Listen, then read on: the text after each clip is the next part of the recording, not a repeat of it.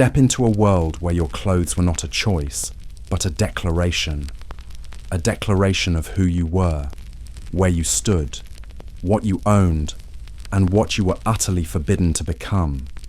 Forget your vast overflowing closet, your endless options, your freedom to express your individuality with every shirt, every pair of jeans. Forget the idea of fashion as a fickle trend, a mere aesthetic pursuit. Because in the Middle Ages, your garments weren't just worn, they were a social straitjacket, a legal document, and a mirror reflecting your unchangeable fate. You think medieval fashion was simple, drab, unchanging, a quaint footnote in history? Prepare to have your modern sensibilities utterly shattered. Because in the bustling, brutal, and rigidly hierarchical world of medieval Europe, what you wore dictated your very existence in ways you can barely comprehend today. From the fabric against your skin to the very shape of your shoes, every single thread was woven with surprising, profound, and often shocking impact. This isn't about pretty dresses or shining armor. It's about the power of cloth. We will tear down the pervasive myths of a drab medieval wardrobe, revealing a world of astonishing color, intricate craftsmanship, and fierce sartorial competition. We will expose how clothing was not just a covering, but a silent, ruthless language that instantly categorized you, judging your worth, your wealth, and your very right to exist in certain spaces. We'll delve into the arduous, hidden labor behind every fiber, from the humble sheep to the exotic silkworm, revealing why a simple bolt of fabric could be worth a king's ransom. You will see how fashion was meticulously crafted, not just by tailors, but by the relentless forces of social ambition, economic necessity, technological innovation, and even the stern hand of the law, which forbade you from dressing above your station. We'll witness the dramatic evolution of styles, from the functional simplicity of early medieval attire to the flamboyant, often absurd, exaggerations of the late Middle Ages, creations that would make even today's avant-garde designers gasp. And crucially, we will expose how medieval fashion was not just a reflection of society, but an active, powerful agent in shaping it. It was a tool of social control, an engine of vast economic wealth, and a constant, visible reminder of who held the power and who was held in their thrall. Forget what you think you know about medieval dress. Prepare to step into a world where every single stitch told a story, often a story of immense social pressure, desperate aspiration, or absolute, unavoidable conformity. A world where your clothes didn't just express who you were, but dictated who you could ever hope to be. And in this world, your modern freedom of sartorial choice would be utterly alien, perhaps even dangerous. You're about to discover the surprising, profound, and often unforgiving impact of medieval fashion. Let the threads unravel, and the true, complex colours of a hidden past emerge. When you conjure an image of the Middle Ages, what fabric do you see? What colours dominate your mind's eye? For most, it's a monochrome palette of earthy tones, browns, greys, undyed wool.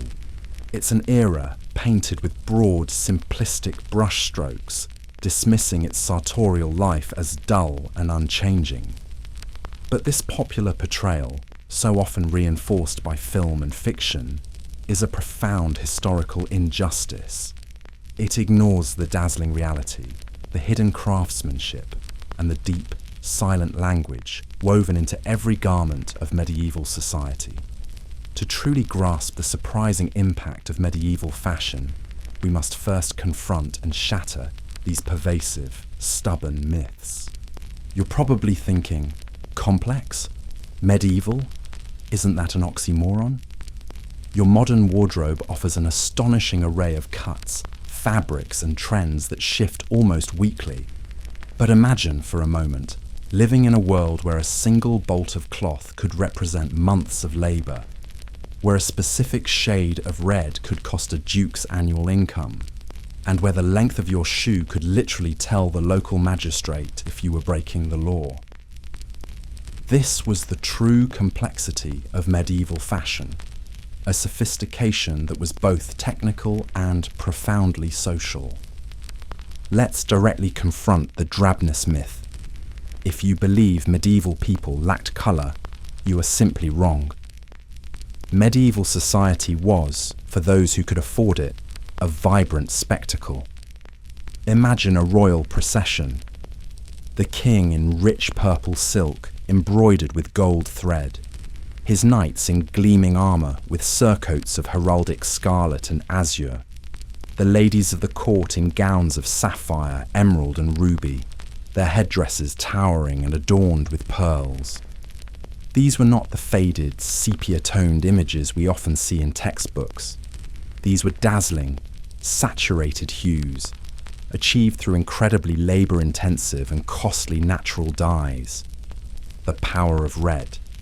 Think not of dull rust, but of Tyrian purple, though rare, deep crimson from Kermes insects, or vibrant scarlet from madder root. These weren't just pretty colours, they were signals of immense wealth, political power, and even ecclesiastical authority. The depth of blue, from the subtle shades of woad, a common European dye, to the incredibly precious and deeply saturated indigo imported from the East. Blue could signify loyalty, truth, or simply vast expense. The gleam of gold, not just in embroidery, but in actual threads, woven into luxurious fabrics like brocade. This wasn't merely decorative, it was wealth literally woven into your attire, shimmering under torchlight. The notion of simplicity and uniformity is equally misleading. While early medieval clothing, up to roughly the 12th century, often favoured draped, less fitted styles to conserve fabric, which was expensive to produce. This changed dramatically. By the 13th and especially the 14th and 15th centuries, tailoring underwent a revolution. Suddenly, garments were not just sewn, they were sculpted to the body, creating distinct and often exaggerated silhouettes that would shock even today's fashionistas. Consider these astonishing examples that defy any idea of simple dress. The poulain, or krakow, shoes with ridiculously long pointed toes that could extend up to 2 feet beyond the foot, sometimes necessitating a whalebone or moss stuffing to hold their shape, or even a chain from the toe to the knee to prevent tripping. This wasn't practical. It was a pure statement of wealth and idleness. You couldn't work in these. The houppelande, a voluminous, wide-sleeved outer garment, popular in the late 14th and 15th centuries, worn by both men and women. Its sleeves could be so wide they swept the floor, or were so long they had to be tied up. For men, it gradually became shorter and more fitted, leading to the highly tailored doublet and hose that became the foundation of male European dress for centuries.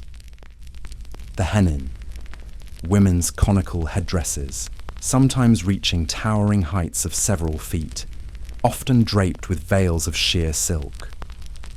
These were not just elaborate, they were designed to draw the eye upwards, to emphasize height and grace, and required complex internal structures to maintain their form. Party-coloured garments. Imagine wearing a jacket that was bright red on one side and deep blue on the other, or hose where one leg was green and the other yellow. This bold, striking trend was prevalent among noblemen and their retainers, a direct visual representation of allegiance to a particular lord or family. These were not static styles for centuries.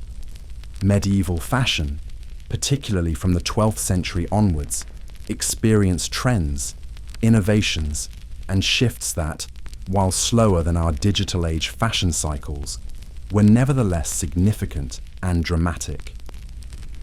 Courtiers and aspiring gentry would keenly observe and adopt the latest styles emanating from major courts like Burgundy, Paris, or London. There was a fierce, unspoken competition to display wealth and status through sartorial means. Finally, the myth of a lack of symbolism is perhaps the most egregious. In an age where literacy was limited, clothing was a visual language, understood by all. Every aspect of your attire conveyed precise information. Your fabric.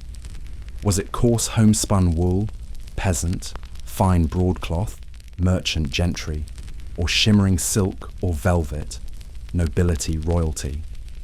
This instantly categorized you. Your color. Was it the dull grey of undyed wool, or the vibrant scarlet of kermes, restricted by law to only the highest nobility? Your cut and length. Did your tunic sweep the floor, noble leisure, or was it practical and short, labourer? Was your gown tightly fitted, a recent fashionable innovation, or loosely draped, older style or lesser status? Your embellishment. Did your garment feature intricate embroidery with gold thread, pearls or tiny bells, or was it plain? Heraldic devices on a knight's surcoat proclaimed his lineage and allegiances to all. Your headwear. Did a married woman cover her hair with a simple wimple, or did she flaunt a towering jewelled hennin? This spoke volumes about status, marital state, and even piety. To dismiss medieval fashion as simple is to fundamentally misunderstand a society that communicated and reinforced its rigid hierarchies through every visible thread. It was a sophisticated system, far from drab, and astonishingly impactful in its ability to define, control, and announce one's place in a world where your clothes were often your destiny. Imagine walking down a street in medieval London or Paris. Before a single word is spoken, before you even glimpse a face, the clothes of every person you encounter would instantly tell you their story. In a society defined by strict hierarchies and limited social mobility, where knowing one's place was paramount, clothing was not merely an aesthetic choice, it was an unspoken, universally understood language of status, power, and identity. Fail to speak it correctly, and you could face anything from social humiliation to legal prosecution. This silent language of cloth was meticulously encoded, understood by all, from the lowliest serf to the highest monarch. It dictated who you could approach, who commanded respect, and who was beneath your notice. At its core, medieval clothing screamed social status and economic wealth. Your garments were a walking balance sheet, a public display of your assets.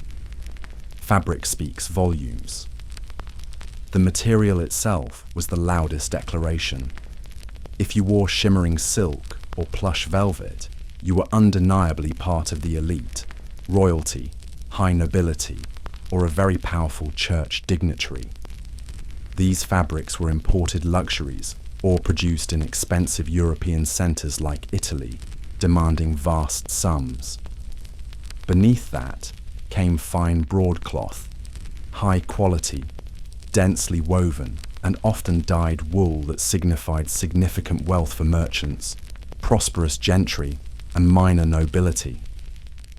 For the vast majority, it was coarser, often homespun wool or linen, signifying common status. The quality of the wool, its fineness, how tightly it was woven, its softness. All these subtle cues were immediately recognizable to a medieval eye. Color as currency. As discussed, color was power. Imagine the visual shock of a cardinal in a vivid scarlet robe, dyed with precious kermes, or a queen in gown of true imperial purple. These colours were not arbitrary. They were prohibitively expensive to produce, requiring rare dyestuffs and complex processes. They were often regulated by sumptuary laws, which we'll delve into later, specifically forbidding certain colours to lower classes, reinforcing their exclusive status as symbols of immense wealth and power. Tailoring and ornamentation. The ultimate display, the complexity of the cut, and the sheer amount of skilled labour invested in a garment were direct indicators of wealth. A simple peasant tunic could be made from a few rectangles of cloth. A noble's doublet, however, involved multiple pieces, intricate seams, precise fitting, and extensive hand-stitching. Add to that embroidery, often using gold or silver thread, adorned with pearls, jewels, or even tiny bells. And you had a garment that was an investment, a mobile piece of art, and a powerful statement of disposable income and leisure time. The longer the sleeves, the fuller the skirt, the higher the hennin, all meant more expensive fabric and more labour, translating directly to higher status. Beyond general status, clothing was the primary identifier of profession, allegiance, and social role. Clerical habits. The distinctive, often simple, robes of monks, nuns, and priests immediately identified their religious order and their place within the spiritual hierarchy. While basic habits might be modest, the elaborate, jewel-encrusted vestments of bishops and cardinals during ceremonies could rival or even surpass royal attire, signifying their immense spiritual and temporal power. Military identity. Knights and soldiers prominently displayed their heraldry on their surcoats, worn over armour, on banners, and even on civilian clothing. These vibrant geometric designs instantly communicated lineage, allegiance to a specific lord, and participation in military campaigns. A knight was literally a walking coat of arms. Guild and craft distinction. While not always as explicit as noble heraldry, members of powerful guilds, e.g. weavers, dyers, mercers, might adopt certain styles, colours, or subtle badges to signify their trade and the prestige of their craft, especially when appearing in public or at guild functions. Peasant functionality. The peasant's garb was defined by its absolute practicality and durability.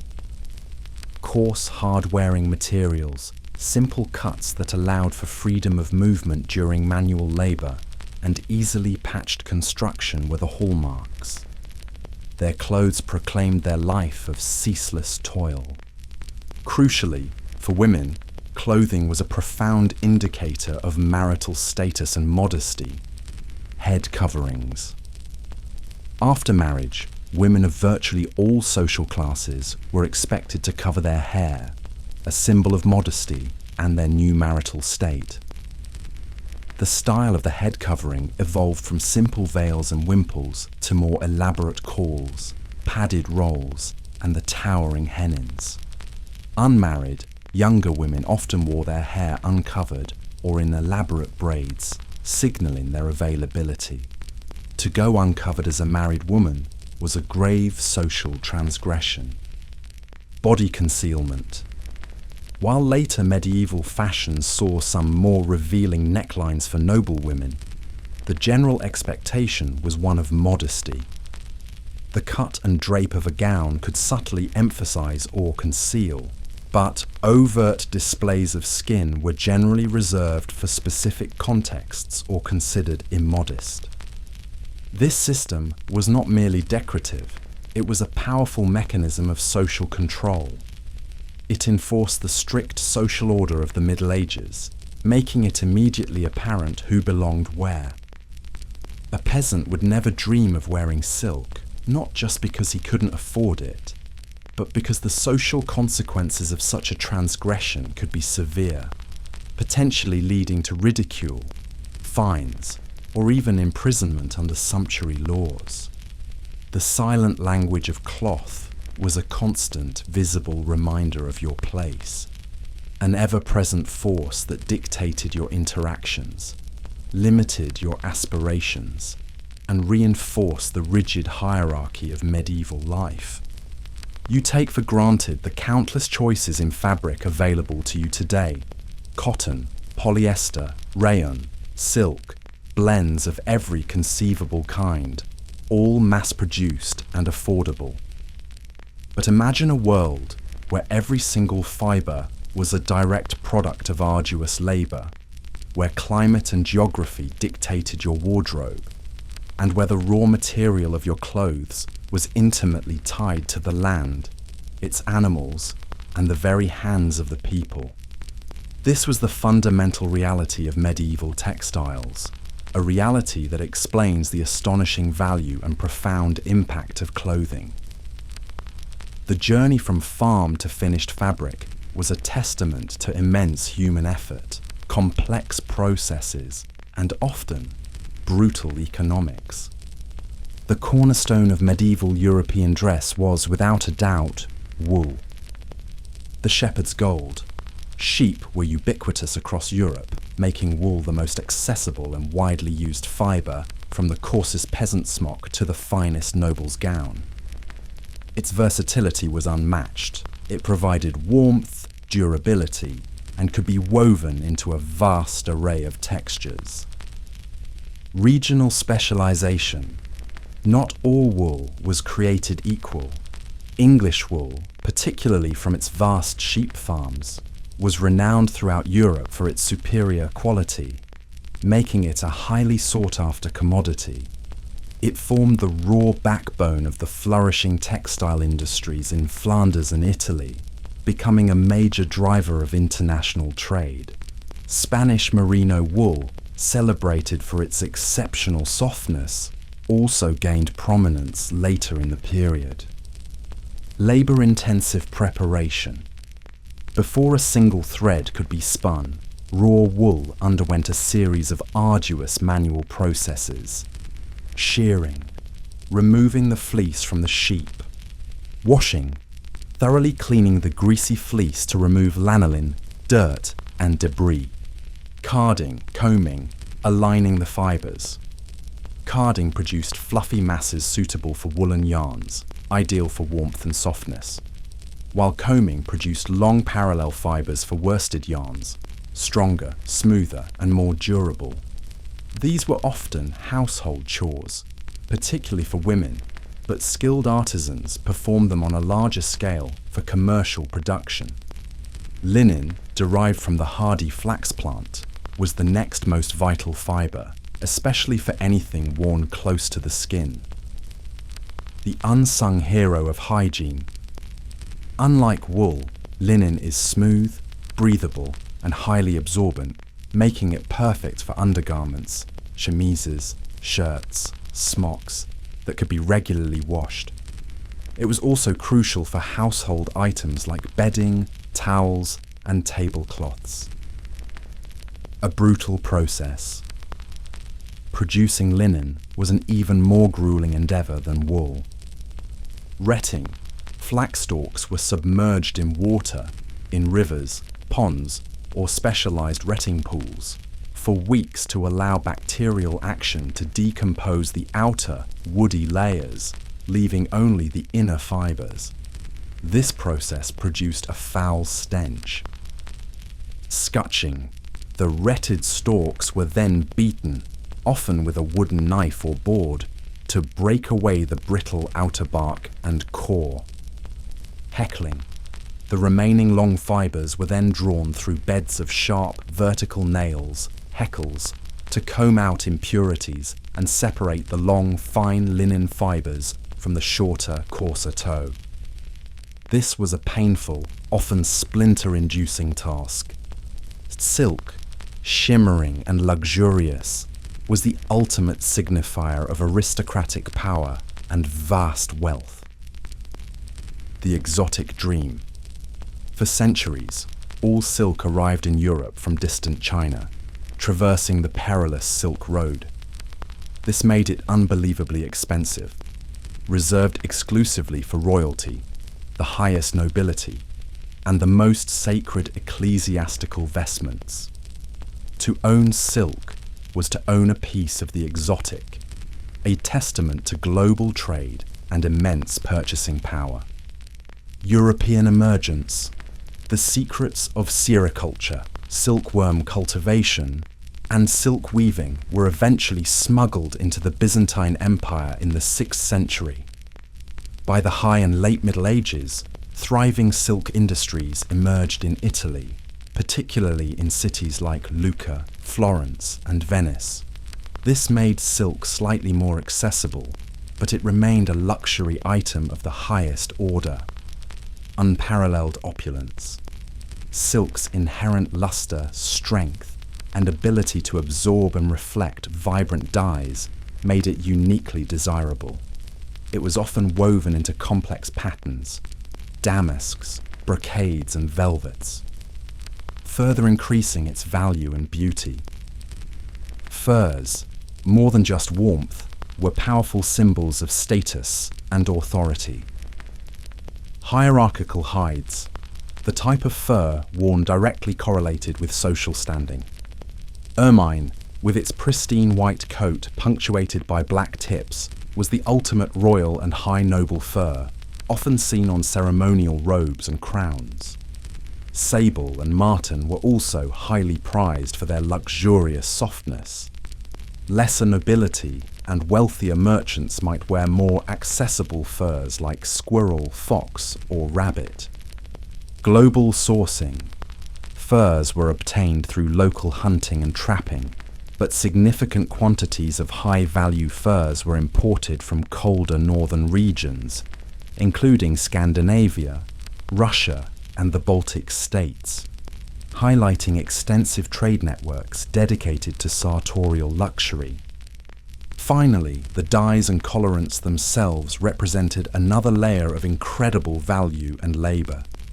Medieval dyes were all natural, derived from plants, insects, and minerals, and achieving vibrant, long-lasting colors was a complex art, often requiring specialized knowledge passed down through generations.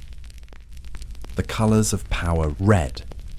Rich reds came from madder root, common, or the incredibly expensive Kermes insect, for brilliant scarlet. Blue. Woad was the workhorse for blues in Europe. True indigo, producing deeper, richer blues, was imported and highly valued. Yellows and greens, weld, saffron, and various barks produced yellows. Greens were often achieved by dyeing fabric blue with woad, and then over-dyeing with a yellow. Black, a notoriously difficult colour to achieve well, often requiring multiple dyeing processes, and sometimes using iron salts that could damage the fabric. The dyer's skill. Dyers used mordants, substances like alum, iron salts, or even stale urine, to help the natural dyes bind permanently to the fibre. The dyer's skill, knowledge of chemistry, and access to these often rare dye stuffs were critical in producing the vibrant, fast colours so prized by the elite. Every single garment in the Middle Ages, from the simplest linen shift to the most elaborate silk gown, represented a staggering amount of hidden labour and natural resources. This profound connection to the land, the animals, and the sheer effort involved in its creation made medieval clothing incredibly valuable, far more than we can easily imagine today. It underscores why simply possessing a fine, brightly coloured garment was such a powerful, undeniable declaration of wealth, status, and the surprising economic and social impact of medieval fashion. You've seen how medieval clothing wasn't just simple covering. It was a potent language of status and an immense display of wealth. But how did these incredible garments come into being? Where did these vibrant colors and intricate textures truly originate? Forget the idea of quick mass production or ready-to-wear racks. In the Middle Ages, every thread, every piece of cloth, every finished garment was the product of immense, specialized labor, a network of highly skilled artisans, and ingenious, often painstaking, technological processes. This was an industry of astonishing scale and complexity, a true engine of the medieval economy that profoundly impacted countless lives. Imagine if the quality of your entire village's reputation, its very economic survival, rested on the skill of its weavers. Or if becoming a master tailor required a decade or more of grueling apprenticeship, culminating in the creation of a masterpiece garment that would prove your worth. This was the reality of medieval textile production. It was not a casual craft. It was a highly organized, deeply specialized, and fiercely protected industry, driven by generations of inherited skill and controlled by powerful institutions known as guilds. You might think of guilds as dusty, old-fashioned clubs, but in the Middle Ages, they were formidable forces of economic, social, and even political power. For the artisans of adornment, the weavers, dyers, fullers, tailors, embroiderers, and mercers, guilds were everything. Guardians of quality and monopoly, guilds existed to control the market, ensuring their members held a monopoly over their craft within a given town or region. This meant that if you wanted a garment made, you had to go to a guild member. This control allowed them to set prices, regulate wages, and, crucially, enforce strict standards of quality.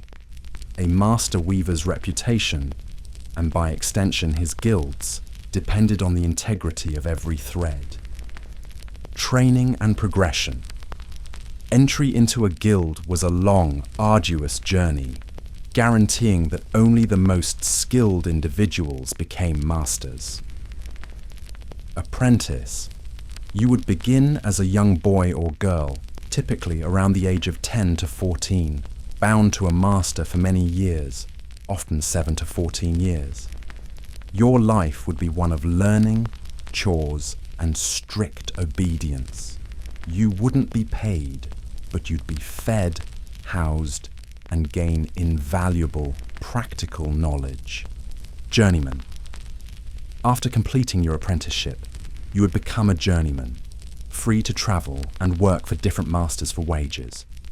This period allowed you to hone your skills, learn new techniques, and gain diverse experience.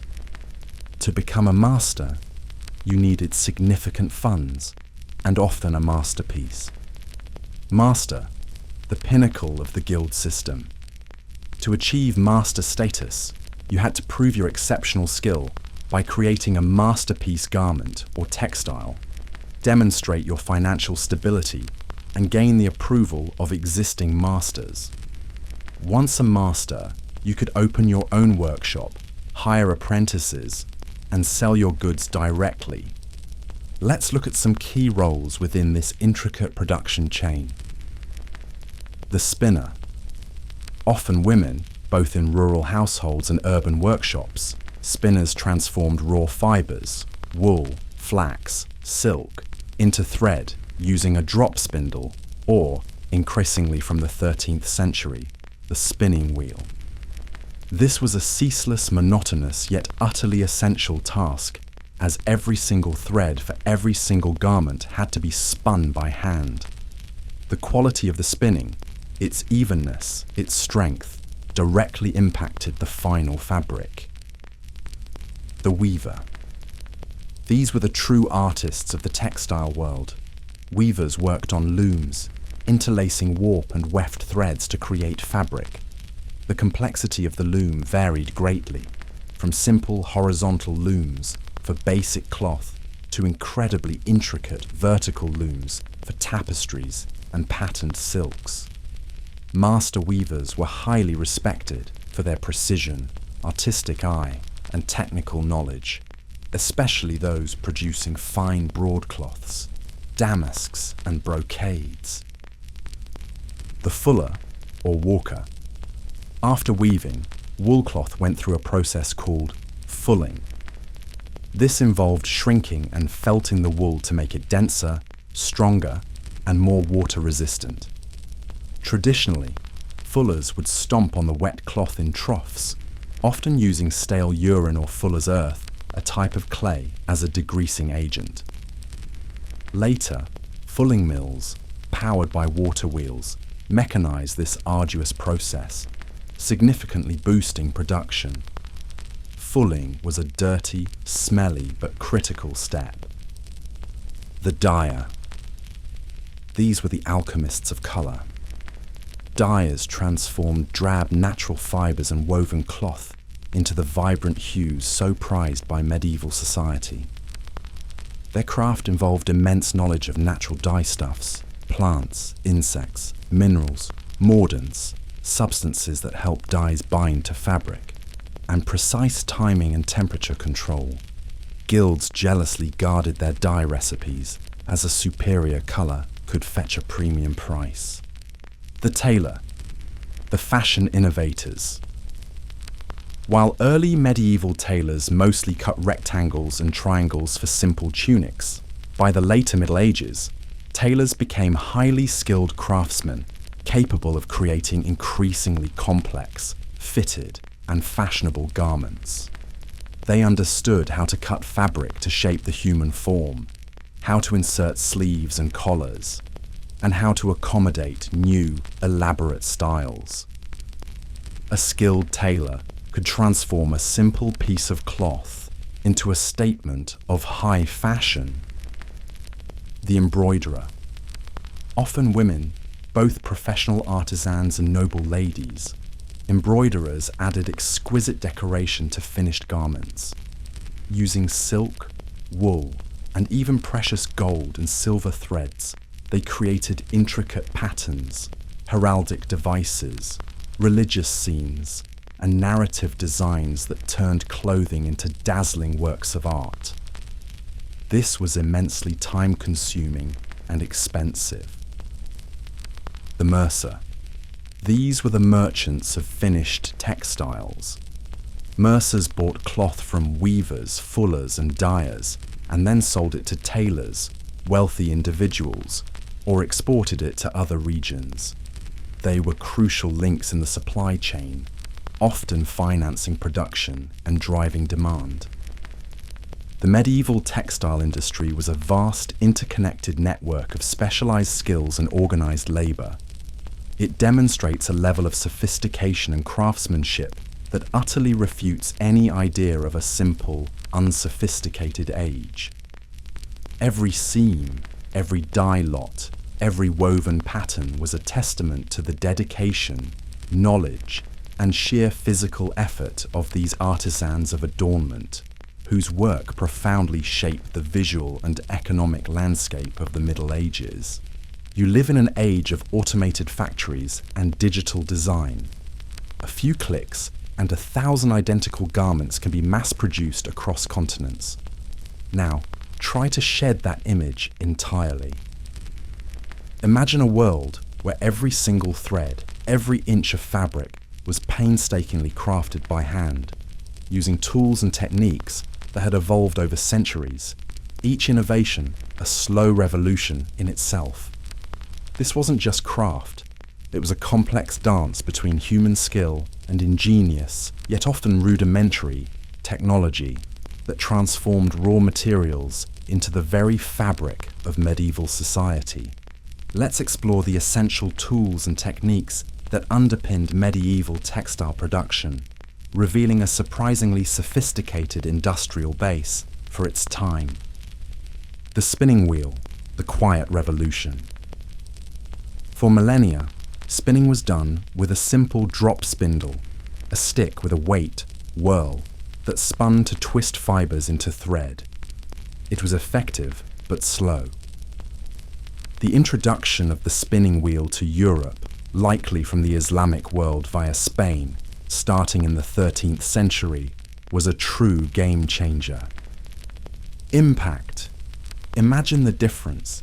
Instead of constantly dropping and retrieving a spindle, a spinner could now operate a wheel with a foot treadle, later versions, or by hand, continuously drawing and twisting fibers. This dramatically increased the speed and efficiency of yarn production, making it possible to produce far more thread than ever before. This seemingly simple innovation was absolutely vital in meeting the growing demand for cloth, enabling the expansion of the textile industry and, by extension, fueling changes in fashion. It meant more thread, faster, which meant more cloth, and thus, more complex and varied clothing could be produced. The loom, the heart of production. The loom was the central piece of equipment in any textile workshop. While basic principles remained constant, interlacing warp and weft threads, looms varied in complexity and function. Horizontal looms. Most common for producing everyday cloth, these looms allowed weavers to sit, operating foot treadles to open the warp threads, making weaving faster and less physically demanding than vertical looms. They could produce a variety of weaves, from plain weave like linen to twills like many types of wool broadcloth, and even more complex patterns. Vertical looms, warp-weighted looms, upright looms, often used for finer fabrics, tapestries, or highly detailed patterned silks. These looms required the weaver to stand. The weight of stones or clay weights tensioned the warp threads, allowing for very intricate, often slow, and highly artistic work. The shuttle. This small boat-shaped tool carried the weft thread back and forth through the shed, the opening created in the warp threads, allowing the weaver to rapidly insert the crosswise threads. The beater, or reed. After each weft thread was inserted, the beater was used to firmly push it into place, compacting the weave and creating a tight, durable fabric. Fulling mills, the industrial leap. As mentioned, fulling, the process of shrinking and felting wool cloth, was traditionally done by hand or foot. The advent of the fulling mill, powered by water wheels, was one of the most significant industrial innovations of the Middle Ages. Impact. Large wooden hammers, driven by the water wheel, continuously pounded the wool cloth in a trough of water and fuller's earth. This mechanized process was far faster, more efficient, and produced a more consistent and higher quality felted wool than manual methods. Fulling mills allowed for the large-scale production of high-quality broadcloth, turning textile manufacturing into a truly industrial enterprise in some regions, like Flanders and Italy, driving economic growth and supporting specialized, large-scale production for export. Dyeing vats and methods. Dyers worked with large wooden vats, often heated, to immerse fibers or woven cloth in dye solutions. The process required immense skill, precise measurement, often without modern measuring tools, and a deep understanding of chemical reactions to achieve consistent and vibrant colors. Mordants. These were crucial chemicals like alum, iron salts, or even stale urine that helped dyes bond permanently to the fabric, ensuring the colors were fast and wouldn't wash out easily. The proper application of mordants was key to a dyer's success and reputation. Tailoring tools. While simpler than modern sewing machines, the tailor's tools were precise and essential. Large shears. Heavier and larger than modern scissors, used for cutting thick wools and other fabrics. Needles made of bone, wood, or later, metal, iron or steel, used for hand stitching. Thimbles, worn on the finger to protect it when pushing the needle through tough fabric. Measuring tools, basic measuring sticks or simple patterns often passed down through generations were used for sizing and cutting.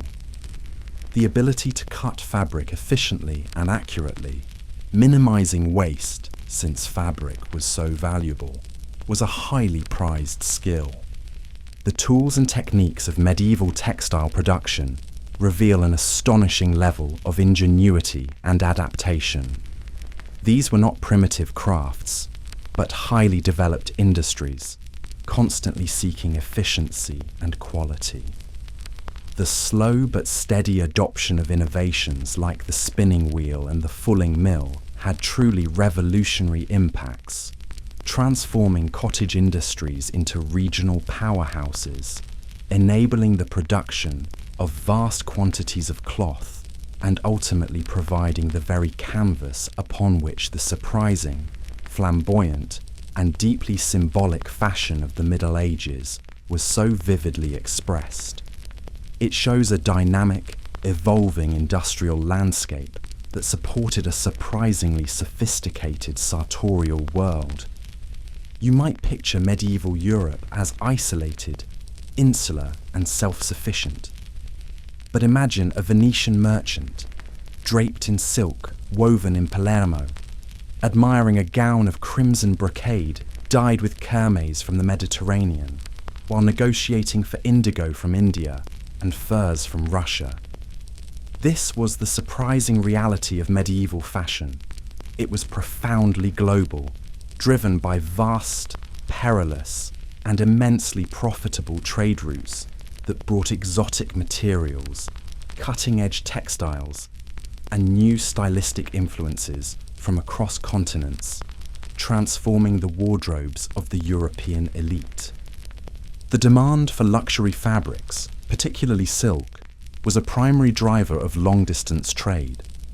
For centuries, Europe had no native silk production, making it entirely reliant on imports. The Silk Road's enduring legacy, the legendary Silk Road, a network of land and sea routes connecting East Asia with the Mediterranean, was the conduit for Chinese silk into Europe. Imagine the incredible journey.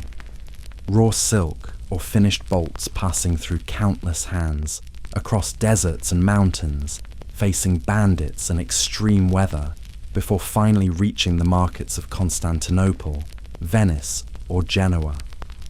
The immense risk and distance added exponentially to its cost, making it the ultimate status symbol.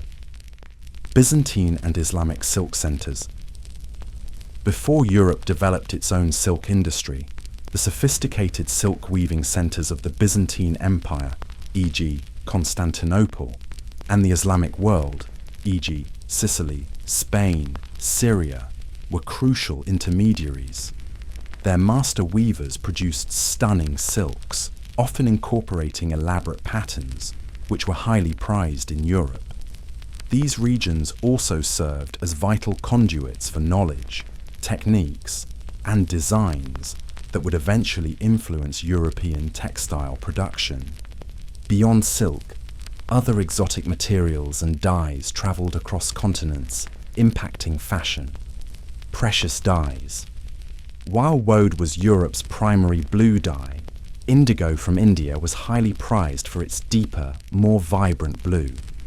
Kermes, the insect dye that produced brilliant scarlet, was sourced from the Mediterranean basin and the Middle East, making red a truly expensive and powerful color for the elite. The acquisition of these dyestuffs fueled specialized trade networks. Fine furs. The demand for luxurious furs, such as sable and ermine, often used to line and trim noble garments, propelled extensive trade routes northward and eastward into Scandinavia, Russia, and the Baltic regions. These furs were symbols of warmth, wealth, and power, particularly in colder European climates. spices as status symbols, and fabric preservatives. While not direct fashion materials, the trade in exotic spices, cinnamon, cloves, nutmeg, was often intertwined with the textile trade. Spices themselves were status symbols, and their massive profitability often financed voyages that also carried luxury textiles. Some spices were even used in perfuming clothing or as rudimentary insect repellents for valuable garments. The emergence of powerful Italian city-states like Venice and Genoa was inextricably linked to this luxury trade. These maritime republics acted as crucial intermediaries, dominating the flow of goods from the east to the west. Their merchants were not just traders, they were innovators, financiers, and the ultimate purveyors of global trends. They not only brought finished goods, but also raw materials and, crucially, technological know-how that helped spark Europe's own luxury textile industries. Venice. With its strategic position, Venice became a major hub for trade with the Byzantine Empire and the Middle East, controlling much of the silk and spice trade into Europe. Venetian merchants became incredibly wealthy, and their city became a center for luxury goods, including refined textiles. Genoa. Another powerful maritime republic, Genoa competed fiercely with Venice for control of lucrative trade routes, bringing in goods that influenced the dress of the elite across the continent. Flanders, modern-day Belgium, Netherlands. While not directly importing exotic raw materials on the same scale, Flanders became the undisputed leader in wool cloth production due to its access to high-quality English wool and its advanced fulling and weaving techniques. Flemish broadcloth was exported across Europe, from Scandinavia to Italy, influencing styles and providing the base for many elite garments. Its prosperity was directly tied to this global network. This international exchange wasn't just about commodities, it was about the exchange of ideas and influences. Byzantine motifs, Islamic patterns, and Eastern weaving techniques slowly filtered into European textile design, enriching the aesthetic possibilities of medieval fashion. A noblewoman in France might wear a gown made of Italian silk that featured patterns derived from Persian art, dyed with materials from India, all indicating a global awareness and interconnectedness that defies any notion of an isolated medieval world. The reliance on vast, interconnected global trade routes for luxury fashion materials underscores a profound truth. Medieval fashion was not simply a local affair. It was a visible manifestation of global networks, fierce economic competition, immense personal fortunes, and adventurous journeys. It shows how the desire for fine clothing, the pursuit of status through sartorial display, was a powerful, surprising force that drove exploration, fueled empires, and wove the very fabric of medieval globalization. Now, prepare to understand the most visible and surprising impact of medieval fashion, how it meticulously, often brutally, defined every single person in a society, where your clothes literally told everyone who you were, and perhaps more importantly, who you were not. You wake up today and choose what to wear. Your decisions are based on comfort, personal style, the weather, perhaps a fleeting trend. Now, strip away that freedom entirely. Imagine that the very moment you put on your clothes, you are putting on your social destiny, your economic status, and your unchangeable place in the world. In medieval Europe, your clothing wasn't about personal expression. It was about absolute declaration. It was a visual contract, instantly informing everyone who you were, what your daily life entailed, and the insurmountable barriers between you and those in different social strata. From the unadorned life of the peasant to the flamboyant display of the king, the fashion spectrum was a powerful, silent, and often unforgiving indicator of your lot in life. Imagine waking up knowing that your clothes must withstand not just a day, but an entire season, perhaps even a year, of back-breaking labor in fields, forests, or workshops. Your garments would be your armor against the elements, your constant companion in toil, and an unyielding declaration of your place at the very bottom of the social ladder. For the vast majority of medieval Europeans, the peasants, serfs, and laborers, fashion, as the elite understood it, simply did not exist. Their attire was defined by three inescapable imperatives: functionality, durability, and extreme limitation of choice. You wouldn't have the luxury of trends, of comfort beyond basic protection, or of expressing any individuality. Your clothing was a uniform of necessity, a testament to a life of ceaseless, demanding physical exertion. Materials of hardship. Your wardrobe would be almost exclusively made from coarse wool or rough linen. Wool. Typically, it would be undyed or colored with the most basic, cheapest natural dyes derived from local plants, perhaps dull greens, rusty browns, or a faded blue. It would be scratchy against the skin, not soft, but incredibly durable and warm. Linen.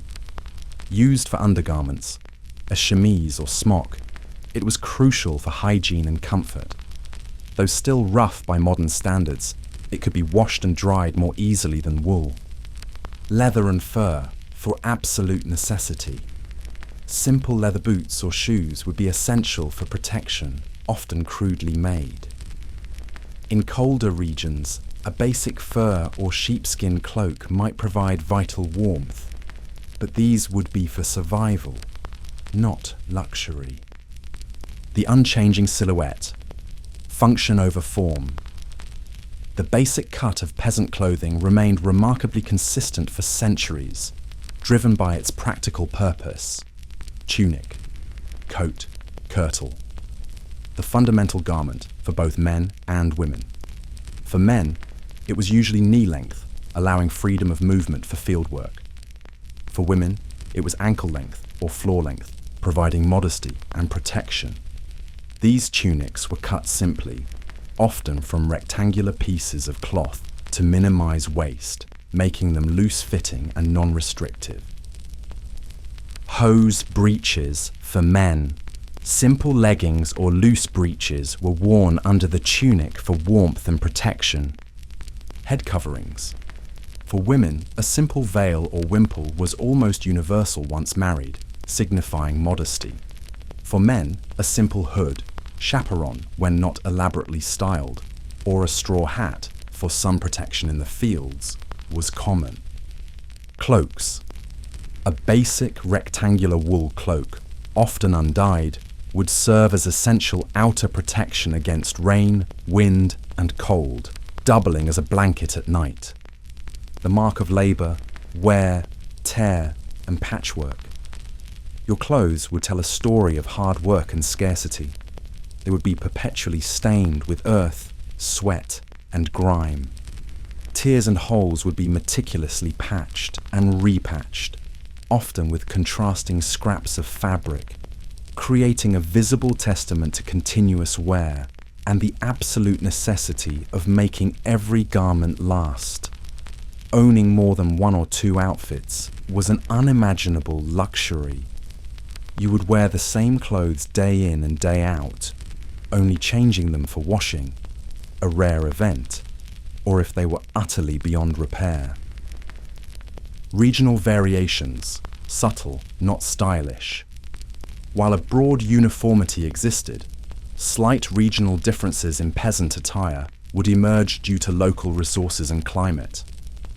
For example, Communities in colder, wetter regions might incorporate more felted wool or simple furs, while those in warmer areas might rely more heavily on linen. These were adaptations of necessity, not stylistic choices.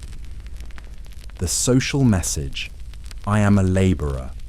Crucially, the peasants' attire instantly and unequivocally declared their social standing. It marked them as belonging to the working class, a distinct and largely immutable social stratum. Their clothing served as a constant visible reminder of their humble origins and their subservient role in the feudal system. There was no mistaking a peasant for a merchant, let alone a noble. To even attempt to dress above your station was not only impossible economically, but would have been a profoundly dangerous social transgression, met with ridicule, suspicion, or even legal punishment under the harsh sumptuary laws designed to maintain social order. So, when you imagine the medieval peasant, shed the romantic notion of simple charm. Picture instead a life of unyielding physical demand, where every thread of your clothing was a practical tool for survival, a testament to your endless toil, and an unyielding, visible declaration of your unadorned and often harsh fate. Now shift your gaze from the muddy fields to the bustling, often chaotic streets of a medieval town. Here, a new social force was rapidly gaining power: the bourgeoisie, the burgeoning class of merchants, master artisans, and prosperous tradesmen. Unlike the fixed status of peasant or noble, the burghers of the towns carved out their own niche, often accumulating significant wealth through trade and skilled labour.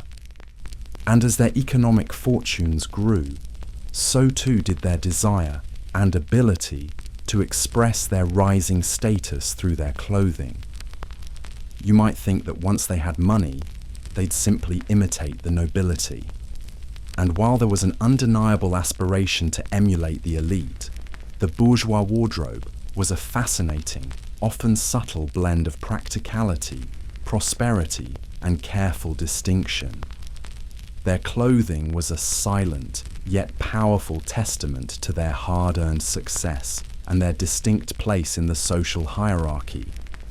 Above the peasantry, but always consciously, or forcibly, below the aristocracy. Quality over extravagance. The hallmark of bourgeois fashion was quality. You wouldn't find them in patched rags. Their clothes were well made, from good quality, often finely woven wool broadcloth, or occasionally high-quality linen. They could afford better dyes, so their colours would be richer and more varied than a peasant's. Deep greens, blues, and reds were common, though rarely the most expensive restricted shades of purple or imperial scarlet. Practicality meets prosperity. While aiming for a dignified appearance, their clothing still retained a degree of practicality suitable for working in shops, trading in markets, or managing businesses. Men's attire. They would wear well-tailored tunics, often called coats or doublets later on, fitted hose, and cloaks that were functional yet indicative of good standing. Their tunics would be longer than a labourer's, but generally shorter and less voluminous than a noble's courtly attire, reflecting their active, business-oriented lives. Women's attire. Bourgeois. Women wore well-made, often fitted kirtles or gowns, layered with surcoats or overgowns. Their dresses would be clean, well-maintained, and perhaps feature subtle rather than ostentatious. Decorative elements like simple trims or good quality buttons. Head coverings, veils, wimples, later coifs, or simpler hoods remained essential for married women. Subtle status symbols, the devil in the detail. For a keen medieval eye, the distinctions were clear. Finer weave. The very texture and weave of their wool Its smooth finish after fulling would set it apart from coarser peasant cloth. Better tailoring, their garments would be much better fitted, emphasizing the contours of the body more than a peasant's loose tunic, but without the extreme, impractical exaggerations of noble fashion. Buttons, belts, and pouches, practical accessories made of good quality leather or metal, a well-made belt with a nice buckle, or a clean leather pouch were subtle signs of prosperity, lack of obvious ostentation. While they could afford more, successful merchants and artisans often exercised a degree of restraint, partly due to practical concerns, partly due to social pressure, and partly due to sumptuary laws explicitly forbidding them from mimicking the nobility too closely. Their wealth was often displayed through the sheer number of quality garments they owned, rather than one single, outrageously expensive piece. Guild identity and community pride. Within the bourgeois class, specific guilds often developed their own subtle sartorial markers. A prosperous baker might wear a particularly clean, well-made apron. A goldsmith might have a finer tunic or subtly embroidered trim. These weren't necessarily uniforms, but shared stylistic preferences that fostered a sense of collective identity and pride within their craft. They were dressed not just as individuals, but as members of a respected, successful collective. The aspiring class and sumptuary law friction. The rising wealth of the bourgeoisie inevitably led to tension with the established nobility. As merchants grew richer, they naturally desired to express their status through clothing, sometimes pushing the boundaries of what was socially acceptable for their rank. This constant aspiration and upward mobility through sartorial means often became a key driver for the enactment of sumptuary laws, designed specifically to keep the new money in their place and maintain the visual distinctions between social classes.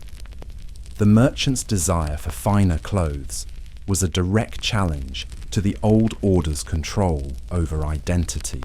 So, when you see a medieval merchant, don't imagine a lesser noble. Imagine a powerful, self-made individual whose quality, well-maintained clothing spoke volumes of their hard work, their economic success, and their carefully navigated place in a world where every thread counted. Their wardrobe was a quiet revolution, a testament to the burgeoning power of the towns and the surprising impact of wealth on medieval social dynamics. Now, cast your imagination to the apex of medieval society, the castles, the courts, the grand cathedrals. Here, clothing transcended mere function or even status. It became an art form, a political statement, a dazzling display of power and prestige designed to awe, to intimidate, and to reinforce absolute authority. For the lords and ladies of the medieval age, dress was a continuous, evolving spectacle, driven by immense wealth, constant innovation, and a relentless pursuit of the latest and most extravagant styles. You might assume that noble fashion was static, timeless, but prepare to witness a sartorial evolution that for its time was nothing short of revolutionary, marked by a dramatic progression from dignified simplicity to outrageous flamboyance. In the earliest centuries of the Middle Ages, following the fall of Rome, noble fashion retained elements of practical function, yet already showcased its distinction through the sheer quality of materials and depth of colour. The tunic and cloak dominance. Both men and women primarily wore variations of the tunic, known as a coat or tunica, often layered. These were generally looser fitting than later styles, cut from rectangles and triangles to minimize fabric waste, but made from the finest, most densely woven wool broadcloth or for the truly elite, precious silk imported from Byzantium. Colour as power. Colours were deep and rich. Imperial purples, deep blues, and powerful reds, signalling immense wealth. Emphasis on drape and dignity. Outer garments included substantial, often semicircular or rectangular cloaks, like the Roman pallium or penula, fastened at the shoulder with ornate brooches, which were significant pieces of jewellery in themselves. These cloaks were less about tailoring and more about the elegant drape of expensive fabric. Modest headwear. Women typically wore simple veils or wimples, often of fine linen or silk, signifying modesty and piety. Men might wear simple caps or hoods. Subtle adornment. While not as overtly flamboyant as later periods, embroidery, often on borders and cuffs, and intricate metalwork, brooches, buckles, were key elements of decoration. This era saw a gradual but significant shift towards more fitted garments and a greater emphasis on sculpting the body. The Crusades and increased trade brought new influences and technologies, fostering sartorial innovation. Fitted silhouettes. For both men and women, tunics, now often called kirtles or coats, became more closely fitted to the torso, often laced or buttoned, emphasizing the waist and upper body. This required more skilled tailoring and more fabric waste, signaling growing wealth. Longer, more elegant lines. Women's gowns often featured longer, wider sleeves and fuller skirts, creating an elegant, elongated silhouette. Men's tunics remained relatively long for formal wear, but could be shorter for active pursuits. Layering and luxury. The practice of layering multiple garments of different colours and fabrics became more prominent, showcasing a greater array of costly materials. Heraldry takes centre stage. With the rise of chivalry and crusading, heraldry became an essential element of noble dress. Surcoats worn over armour for men, and later on civilian clothing prominently displayed family coats of arms, making identity and allegiance instantly recognizable. Developing headwear. Women's headwear became slightly more elaborate, incorporating padded rolls or simple caps under veils, still emphasizing modesty but with a touch more style. This was the zenith of medieval fashion's flamboyance, a period of dramatic, sometimes absurd exaggerations, driven by intense social competition, increasing wealth for some, and a breaking down of old norms in the wake of the Black Death. This is where fashion, as a rapidly changing, trend-driven phenomenon, truly explodes. Men's dramatic shift, the doublet and hose. The long tunic gave way to the doublet, a short, tightly fitted, often padded jacket, worn over separate hose, tights like leggings, that were often party-coloured, different colours on each leg. This shocking change put the male leg and torso on full display, leading to controversy and sumptuary laws. The upperland. As mentioned before, this voluminous outer garment, often with enormous trailing sleeves, provided a dramatic contrast to the fitted doublet underneath. Poulain's Krakows, the infamous long-toed shoes, reached their most extreme lengths. Chaperones and hats. Men's headwear became highly sculptural, with elaborate chaperons, hoods with long tails, draped in complex ways, and wide-brimmed hats. Women's soaring silhouettes. High-waisted gowns. Gowns often featured very high waistlines, often empire style, and exceptionally long full skirts, creating an elongated, ethereal look. Exaggerated sleeves. Sleeves could be voluminous, funnel-shaped, or even bagpipe-shaped, trailing on the ground, requiring assistance to carry them. The hennin and other wonders. Women's headdresses became incredibly tall and elaborate. The conical hennin, the butterfly headdress, wireframes covered in silk, and other complex padded structures, often adorned with sheer veils. These weren't just fashion, they were architectural statements. The power of texture and pattern. Luxurious fabrics like velvet, brocade with raised patterns of gold or silver thread, and richly embroidered silks were paramount. Patterns could be elaborate, featuring pomegranates, thistles, or religious motifs. Sumptuary law. Pushback. The sheer extravagance and the blurring of visual lines, as wealthy merchants began to emulate noble styles, directly led to an explosion of sumptuary laws during this period, attempting, largely in vain, to police who could wear what and to curb what was seen as outrageous display and social disorder.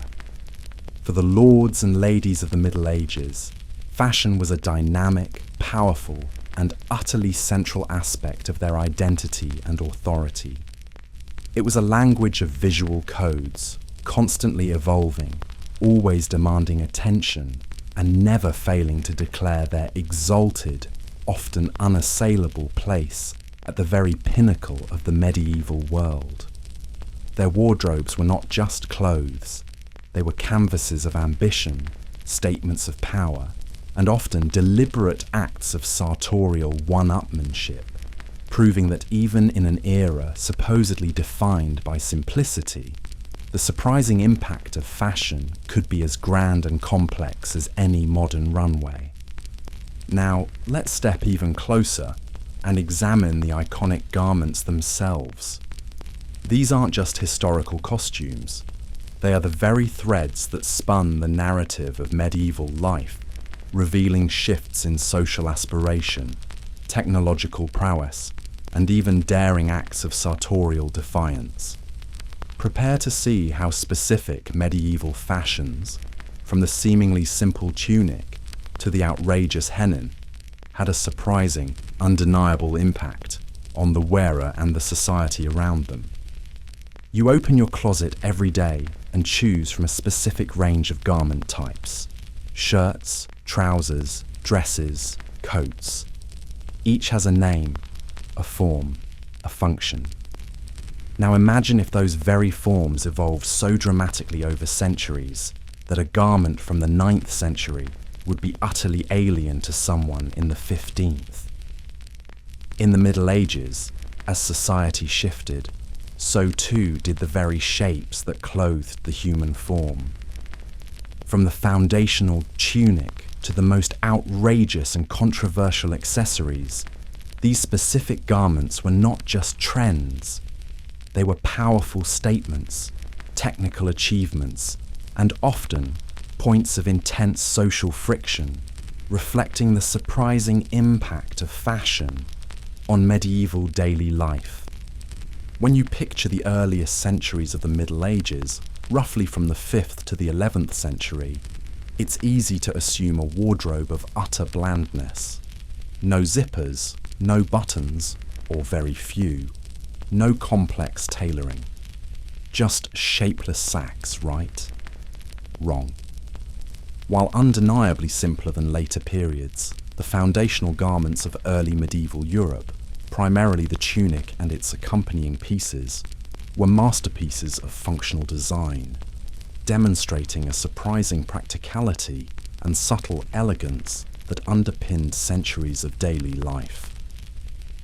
They reveal an understanding of fabric efficiency and human movement that modern fast fashion often overlooks. You wouldn't be fussing with complex layering or tight fits. Your daily dress would revolve around a few key, highly versatile pieces. The tunic, coat or gown, the universal foundation. Construction. Imagine a simple rectangular piece of cloth, folded in half, with a hole cut for the neck. Sleeves would be added as rectangles or tapered tubes.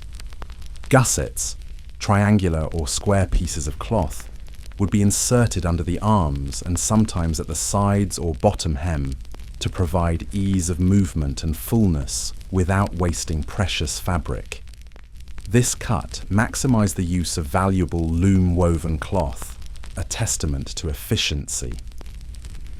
Length and purpose. For men, the tunic, often called a coat, typically fell to the knee or mid-thigh, allowing freedom for work or riding. For women, the tunic or gown was generally ankle length or floor length, providing modesty and warmth.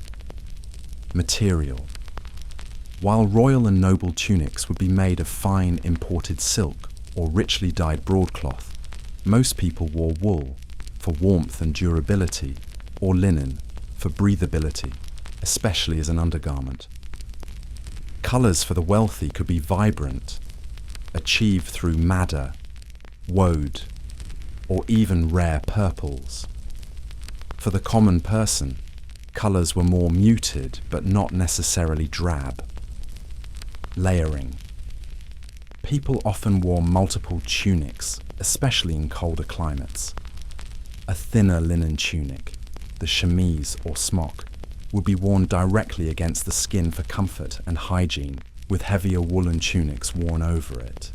This layering provided warmth and could be adjusted throughout the day. Hosé for men. Practical leg coverings. Men wore simple hose, essentially separate leggings for each leg, tied to a belt or the waistband of their undershirt. These could be made of woven wool or sometimes cut from knitted fabric for greater flexibility. They provided warmth and protection for the legs during physical activity. Footwear. Simple leather shoes or boots, often low-cut and laced, were worn. For outdoor work, wooden clogs could be worn over the shoes for added protection from mud and wet conditions. Cloaks, the all-purpose outerwear. A simple, often semicircular or rectangular cloak, mantle or pallium, fastened at the shoulder with a brooch, a significant piece of jewellery for the wealthy, was the universal outerwear. Made from a heavy wool, it provided vital protection against the elements. It also served as a blanket for sleeping or resting, highlighting its utilitarian versatility. Hoods. Separate hoods, or integrated hoods on tunics, provided head and neck warmth. Head coverings, for women, modesty and status. For women, regardless of social class, covering the head was a sign of modesty and, after marriage, an almost universal social expectation. Simple veils of linen or wool, or later the more encompassing wimple, a cloth draped around the neck and chin, covering the hair, were standard. The quality of the fabric, fine linen versus coarse wool, indicated wealth, but the act of covering was paramount. While lacking the extreme silhouettes of later centuries, early medieval fashion was far from unsophisticated.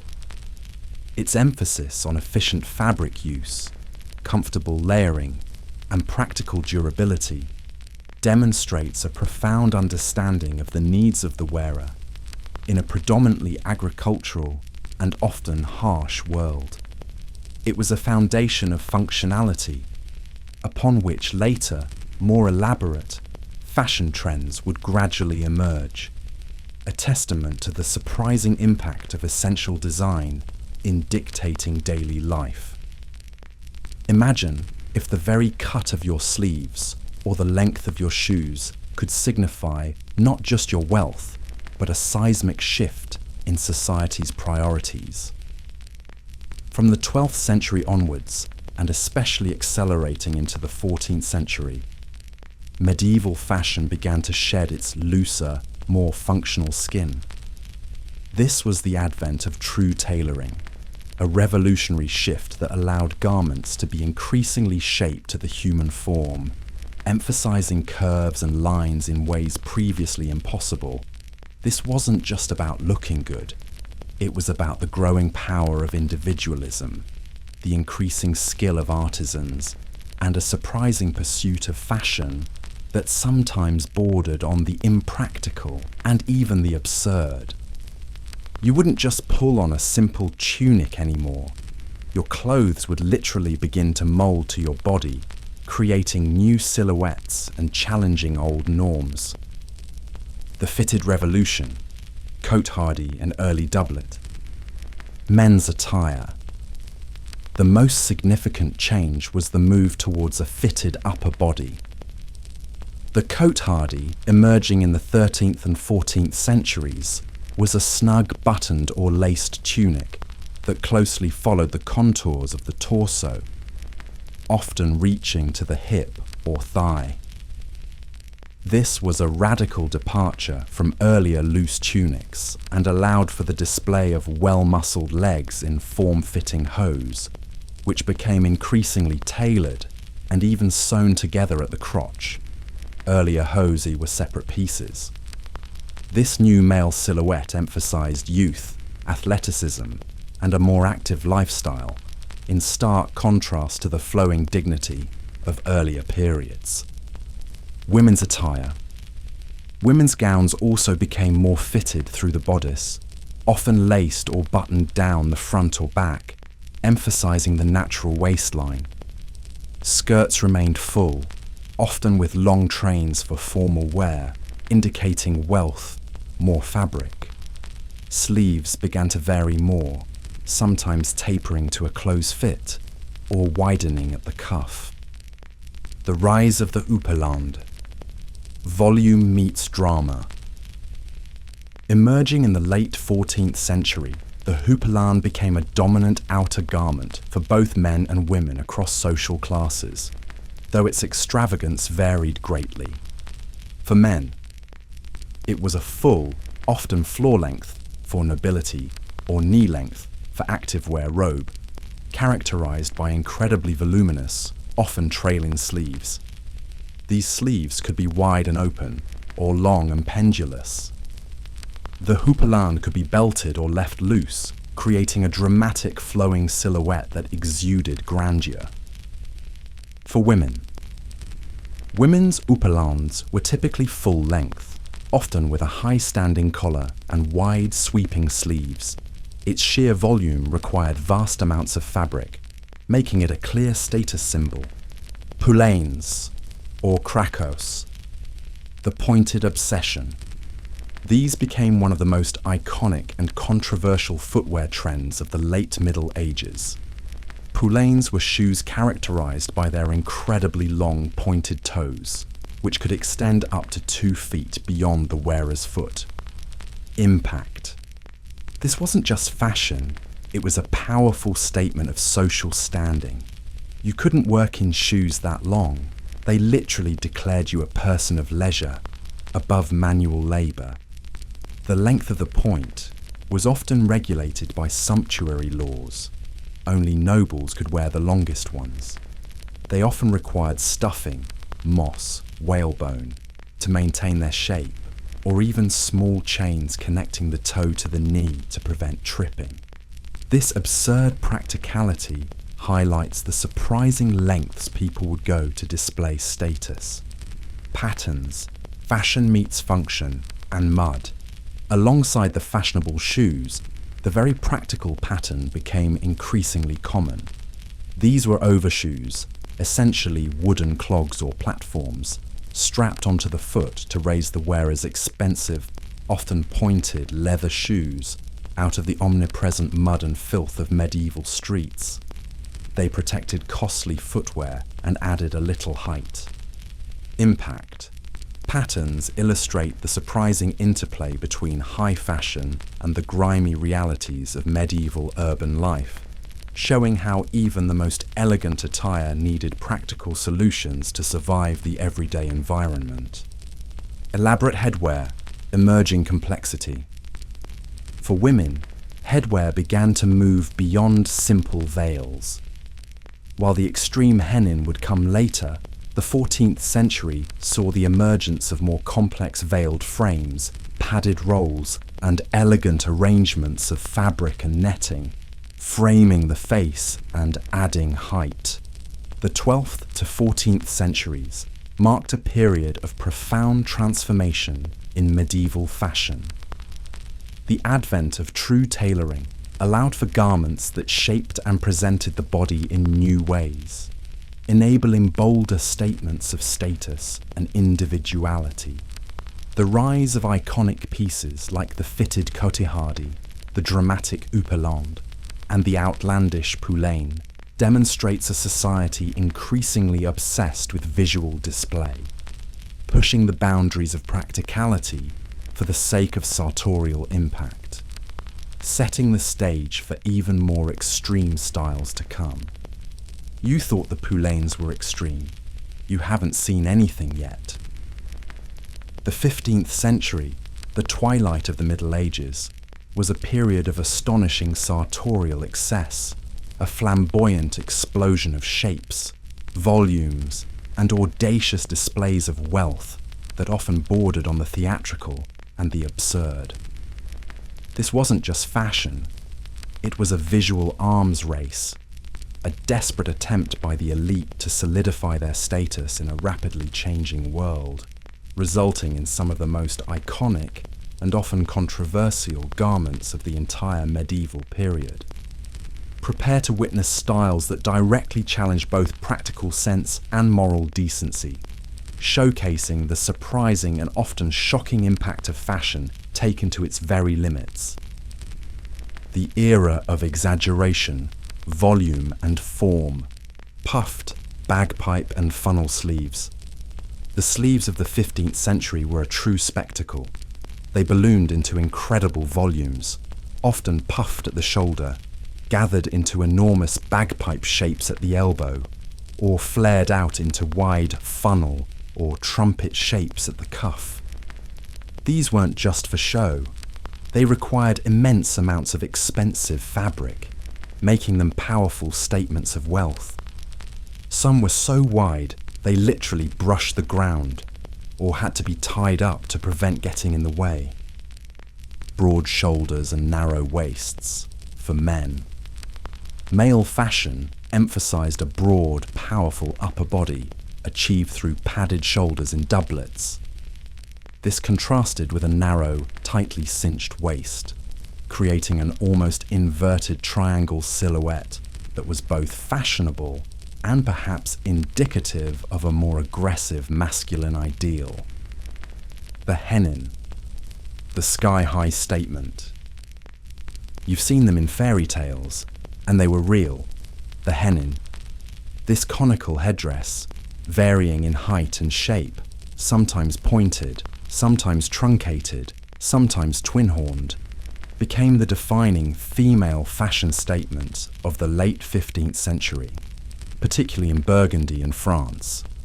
Impact. Reaching heights of several feet, these towering structures were often made from stiffened linen or buckram, covered in luxurious velvet or silk, and draped with flowing, sheer veils that floated behind the wearer. They were impractical, cumbersome, and often ridiculed by satirists, but they were the ultimate symbol of high, noble status. To wear a hennin was to literally elevate oneself above the common crowd, a striking visual declaration of rank and privilege. The codpiece, a bold and controversial statement. As men's doublets became shorter and their hose became form-fitting, an anatomical necessity became a surprising fashion statement. The codpiece, this padded pouch, worn over the crotch, served to cover the opening in the hose. Impact. Far from being merely functional, codpieces in the 15th century, and later even more so in the Renaissance, grew in size, padding, and prominence, becoming an exaggerated, even ostentatious display of male virility and confidence. It was a bold, often shocking, and certainly controversial fashion element that directly challenged earlier norms of modesty, signalling a new era of more overt self-assertion. Rich fabrics and patterns. Galore. The extreme silhouettes were typically executed in the most luxurious fabrics available, shimmering silk velvets, often cut pile for texture, heavy brocades with raised gold or silver threads, and intricately damasked patterns. The patterns themselves became bolder and more naturalistic, featuring pomegranates, thistles, and large floral motifs. The sheer expense of these materials for such voluminous garments was astonishing. The last stand of outrage, the extravagance of the 15th century, particularly in Burgundy under dukes like Philip the Good and Charles the Bold, was a deliberate act of power and display. In an era of political upheaval, plague, and social change, the elite used fashion to visually assert their authority and reinforce their perceived superiority. This rampant display of wealth and luxury, however, often provoked strong reactions, leading to even more stringent sumptuary laws in a desperate attempt to curb what was seen as moral decay and social disorder. The 15th century represents the pinnacle of medieval fashion's surprising impact. It wasn't just about looking elegant, it was about making a statement so grand, so exaggerated, so outrageously expensive that it could not be ignored. These extreme silhouettes, from sky-high hennins to boldly padded codpieces, were not merely fleeting trends. They were powerful reflections of a society grappling with its own changing identity, its rigid class structures, and the enduring, undeniable power of clothing to define, display, and even provoke. Now, prepare to understand the deepest, most surprising impact of medieval fashion. How it wasn't just a matter of personal choice or even social display, but a fundamental force in shaping society itself. Your clothes weren't just a reflection of your world. They were an active, powerful agent in its control, its economy, and its dramatic historical shifts. You think of fashion as something separate from the law, from the economy, from the great upheavals of history. You choose your outfit based on personal taste or what's trending, confident that no one will fine you for the colour of your shirt, or that your jeans are driving national policy. But in the Middle Ages, your clothes were intensely, inextricably tied to these colossal forces. The surprising impact of medieval fashion extended far beyond mere appearance. It was a battleground for social control, an engine of immense wealth, and a vivid mirror reflecting the most tumultuous events of the age. Imagine a world where the government, the church, or even your local lord dictated precisely what you were legally allowed to wear, based solely on your social class, your income, or your profession. Forget the freedom to dress as you please. In medieval Europe, this was a stark reality for centuries. Sumptuary laws, legal statutes regulating consumption and display, especially concerning clothing, were a powerful, surprisingly pervasive tool of social control, revealing profound anxieties about the changing social order and the very fabric of society. You might wonder why anyone cared so much about someone else's sleeves or shoe length. The reasons were deeply rooted in the medieval mindset. Maintaining social hierarchy, the primary driver. This was the undeniable, paramount goal. In a rigid, feudal society, your clothes were meant to be an unambiguous visual identifier of your place.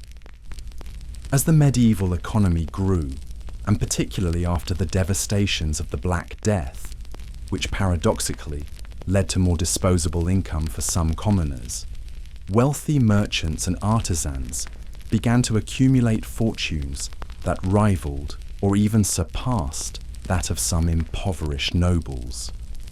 Naturally, they wanted to display this new wealth through their clothing, often mimicking the styles and luxurious fabrics of the aristocracy. The threat. To the old nobility, This was a profound threat. If a merchant could dress like a knight, how would anyone know who was truly superior? It blurred the visual lines, challenged the established order, and undermined the very concept of inherited privilege. Sumptuary laws were enacted precisely to prevent this dressing above one's station, and to keep everyone visually in their designated place. Examples: laws dictated who could wear silk, velvet, brocade, or certain costly furs like ermine or sable.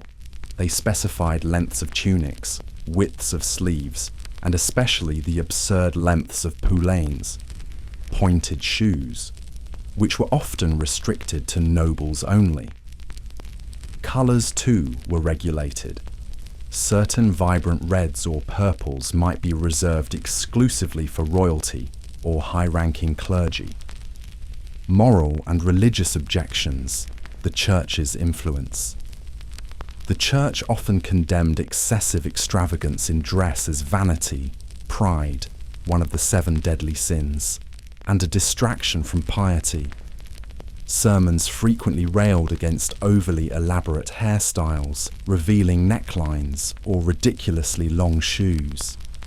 Sumptuary laws sometimes incorporated these moral arguments, framing the restrictions as a way to encourage modesty and discourage sin. This reflected a tension between the Church's ideal of humility and the secular world's relentless pursuit of status. Economic control and protectionism. While less common than social control, some sumptuary laws also served economic purposes.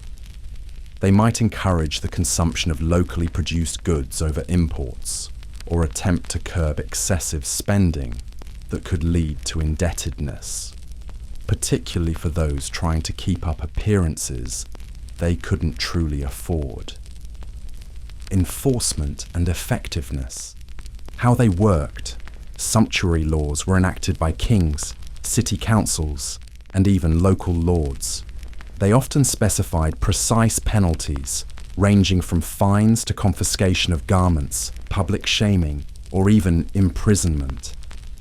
Local officials, guards, or designated wardens of dress were tasked with identifying and punishing offenders. Were they effective? This is where the surprising impact lies. While numerous laws were passed, their consistent effectiveness is highly debatable. Fashion, driven by aspiration and human desire for display, proved remarkably resilient to legal constraint. People found ways to circumvent the laws, e.g., using cheaper fabrics that looked like expensive ones, or subtly altering forbidden styles. The very frequency with which new sumptuary laws were passed, and old ones reissued, strongly suggests that they were widely ignored, or at least struggled to keep pace with changing trends and the relentless upward mobility of the newly wealthy. They were a constant battle between those in power, trying to enforce visual order, and those with ambition trying to break it. Sumptuary laws are a fascinating window into the anxieties of medieval society. They reveal a world where clothing was such a powerful and controversial indicator of status that it required the direct intervention of the law. They underscore the surprising impact of fashion not just as a cultural phenomenon, but as a central battleground in the ongoing struggle for social definition, economic power, and the maintenance of a rigidly hierarchical world that was surprisingly far more dynamic than it often appears. You think of fashion today as a multi-billion-dollar industry, a key driver of global economies. Now, grasp this. In the Middle Ages, the textile industry was arguably the single most important economic sector, the equivalent of today's tech or oil giants. It was a colossal engine of wealth, trade, and employment that literally drove the prosperity of entire regions and cities. The demand for clothing, from peasants' practical wool to the king's silken finery, created a complex, surprisingly sophisticated global economy where every thread had significant value. You wouldn't believe the sheer scale of the economic impact. A vast industrial complex. Forget small, isolated weavers.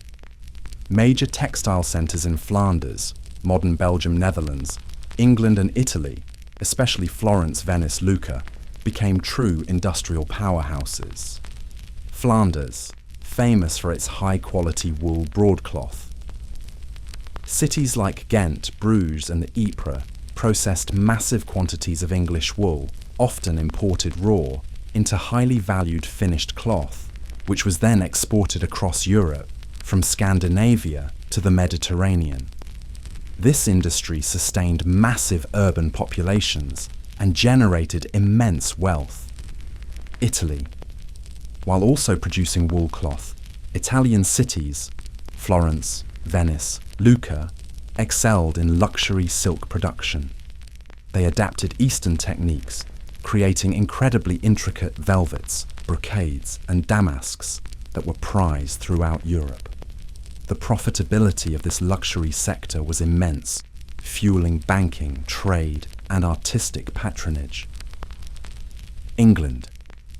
Starting primarily as an exporter of raw wool, England gradually developed its own domestic cloth industry, eventually becoming a major producer of finished woolens, impacting its national wealth and global trade position. Driving international trade and finance. The demand for textiles and their raw materials was a primary force behind the development of sophisticated international trade networks and financial instruments. Long-distance trade. The Silk Road, as discussed, existed primarily to bring silk and other luxury goods, including dyes, from the east to the west. The demand for these luxury fashion items spurred exploration, forged diplomatic ties, and established powerful merchant empires. Merchant banking.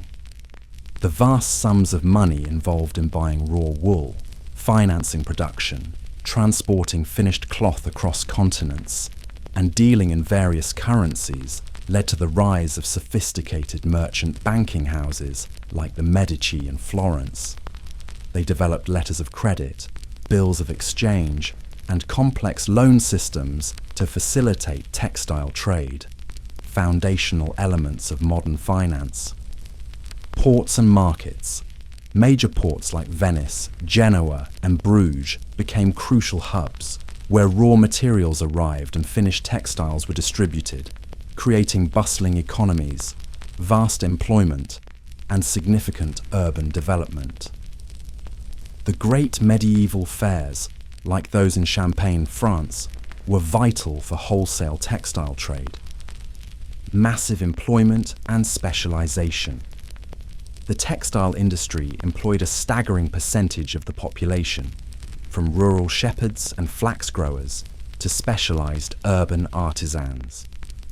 From farm to city, it created a profound connection between the agricultural sector, raw materials, and the urban industrial centers, processing and manufacturing.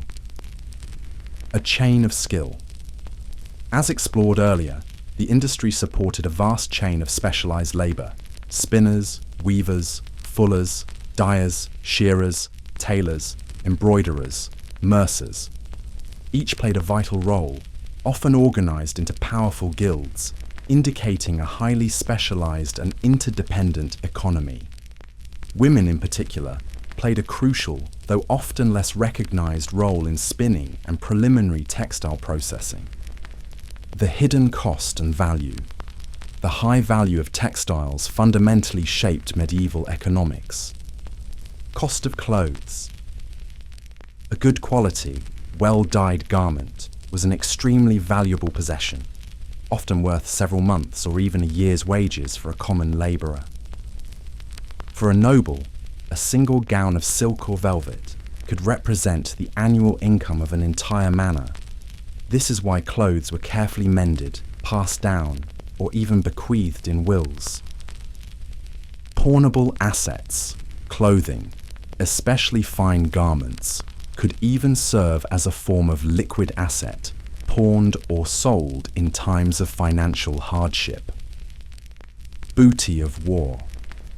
Valuable textiles were frequently among the most prized spoils of war, eagerly looted by victorious armies, highlighting their inherent worth. The medieval textile industry was not just about people looking fashionable. It was about powering economies, fostering trade, generating employment on a massive scale, and creating wealth that shaped cities, financed wars, and influenced international relations. The surprising impact of medieval fashion, therefore, extends far beyond the visual, revealing it as a fundamental engine of medieval economic and societal development. Your clothes, believe it or not, were a central pillar of medieval capitalism. You think of fashion as something driven by designers or celebrities, by the fleeting whims of pop culture.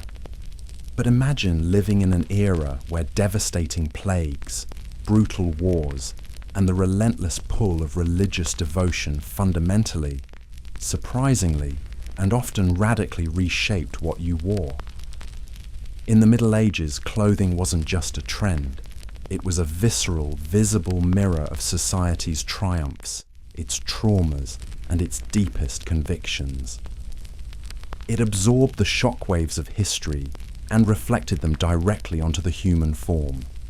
You would literally see the impact of great events in the fabrics, colours, and cuts of the people around you. The Black Death, 1347 to 1351, a catalyst for extremes. Initial impact: sobriety and austerity. When the plague first struck, wiping out an estimated 30 to 50% of Europe's population, there was an initial, widespread reaction of fear, piety, and mourning. Fashion, for a brief period, became more sober, colours more muted, and styles more modest, reflecting a collective sense of penance and grief. Many feared that God was punishing them for their sins, including vanity and extravagance. Surprising long-term impact. Unprecedented extravagance. But the most surprising effect of the Black Death on fashion was its paradoxical long-term influence. It actually fueled the extreme flamboyance of the late 14th and 15th centuries. How? Labour shortage and rising wages. With so many dead, surviving labourers found themselves in unprecedented demand, leading to significantly higher wages. This meant that for the first time, many commoners and aspiring merchants had disposable income to spend on better quality goods, including clothing. Noble reaction. Faced with a blurring of visual class lines and economic challenges, the old nobility often reacted by redoubling their efforts to display their inherent superiority. They adopted even more extravagant, expensive, and impractical fashions, like the extreme houppelans, poulaines, and henins, to create an insurmountable visual gap between themselves and the rising commoners. This was a desperate attempt to maintain visible social order. Carpe diem mentality. For some, the omnipresent threat of death instilled a live for today mentality. If life was so fleeting, why not enjoy its pleasures, including elaborate dress, while you could? This contributed to the more hedonistic and outwardly expressive fashion trends. War and chivalry, uniforms of power and identity. Heraldry. Warfare profoundly impacted noble dress, particularly through the development of heraldry. Knights wore their family coat of arms on their surcoats, worn over armour, on their shields, and on their horse trappings. This wasn't just decoration, it was a vital means of identification on a chaotic battlefield and a potent display of loyalty and lineage. This tradition seamlessly flowed into civilian dress. with heraldic devices adorning tunics, liveries, and even domestic items. Military influence on civilian dress. The practical elements of military dress sometimes influence civilian fashion. The development of segmented armor, for instance, arguably influenced the development of more tailored and pieced-together civilian garments. The broad-shouldered male silhouette of the late medieval period might have subtly drawn from the imposing appearance of men in armor. Livery. Noblemen would dress their large retinues and servants in livery, specific colors and designs that visually identified them as belonging to a particular lord. This was a direct extension of noble power and a clear fashion statement of allegiance. Piety and religion, modesty, morality, and mourning. Church's moral authority. The Church consistently preached against the sin of pride, superbia, and vanity, often targeting excessive fashion. Sumptuary laws often had a moral component, attempting to curb scandalous or immodest dress. Monastic orders, of course, had very specific, humble habits that symbolized their devotion and rejection of worldly temptations. Modesty. For women, the Church's emphasis on female modesty contributed to the widespread practice of head covering for married women and generally more covered silhouettes compared to some ancient or later periods. Mourning wear. Religious custom dictated specific mourning attire after a death. Typically simple garments in black, increasingly common in the late Middle Ages, white or undyed dark cloth. This visible shift in dress communicated grief and respect for the departed. Religious symbolism. Subtle religious symbols like crosses or pilgrim badges could be worn on clothing, indicating piety or a pilgrimage undertaken. The surprising impact of medieval fashion wasn't just about what looked good or what was expensive. It was a dynamic, sensitive barometer of vast historical forces. From the devastating demographic shifts of the Black Death to the perpetual conflicts of medieval warfare and the pervasive influence of the Church, every major event left its indelible mark on the medieval wardrobe. Clothing became a living, breathing testament to the triumphs and tragedies of its time, demonstrating how deeply intertwined fashion was with the very fabric of medieval society. All right, we've journeyed through the intricate tapestry of medieval fashion, from the sheep's back to the noble's hennin, from the economic engine of textile production to the cold hand of sumptuary law. It's time to bring our exploration to a close and reflect on the profound, often unexpected truths we've uncovered.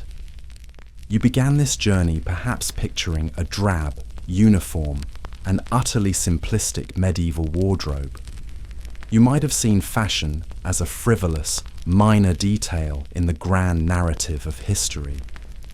But now, after delving into the threads of power, the surprising impact of medieval fashion, you know the truth is far more complex, more vibrant, and undeniably more impactful than you could have ever imagined. We have systematically shattered the myths. Medieval fashion was not simple. It was a complex dance of sophisticated tailoring, vibrant natural dyes, and highly skilled craftsmanship. It was not static. It evolved dramatically over centuries, pushing boundaries and embracing extremes that would shock even today's avant-garde designers. And it was certainly not drab. For those who could afford it, it was a dazzling spectrum of jewel tones and shimmering fabrics, a defiant declaration against any notion of an unsophisticated age. You've seen how clothing functioned as an unforgiving, silent language, instantly categorizing every single person in a rigid social hierarchy. Every fiber, every colour, every cut, every accessory was a deliberate statement of status, wealth, profession, and identity. There was no ambiguity. Your clothes quite literally told the world who you were, and perhaps more importantly, who you were not. We explored the immense human effort and ingenious technology behind every garment, from the arduous process of spinning and weaving to the mechanized power of the fulling mill. You've witnessed how the demand for fashion created a colossal economic engine, driving vast international trade routes, fostering sophisticated banking systems, and employing countless individuals across continents. Your clothes weren't just personal items. They were the very pulse of medieval commerce. We walked through the fashion spectrum, observing the functional necessity of the peasant's attire, the quality and aspirational practicality of the bourgeois wardrobe, and the dazzling, often absurd, extravagance of noble dress. From the humble tunic to the exaggerated poulain, the voluminous houppelande, and the gravity-defying hennins and assertive codpieces, these iconic garments were not mere trends. They were powerful social statements, often provoking outrage and defying reason in their pursuit of sartorial supremacy. And finally, we uncovered the profound ways in which fashion was inextricably woven into the very fabric of medieval society's power structures. You've seen how sumptuary laws desperately tried to police who wore what, attempting to enforce social order through sartorial decree, revealing a constant tension between the desire for display and the forces of control. You've witnessed how major historical events like the Black Death and the relentless demands of war and chivalry left their indelible, surprising marks on clothing, transforming it into a living mirror of an era's triumphs and traumas. So, the next time you casually select an outfit from your own vast, unrestricted wardrobe, pause for a moment. Consider the profound freedom you possess. Imagine the weight of a medieval garment, imbued not just with fabric and dye, but with a silent, ironclad destiny. The surprising impact of medieval fashion wasn't a footnote in history. It was a fundamental force that dictated lives, shaped economies, challenged authority, and visually defined an entire civilization. The threads of this hidden history continue to resonate, reminding us that clothing is, and always has been, far more than just what we wear. It is a powerful, surprising, and eternally compelling narrative of humanity itself,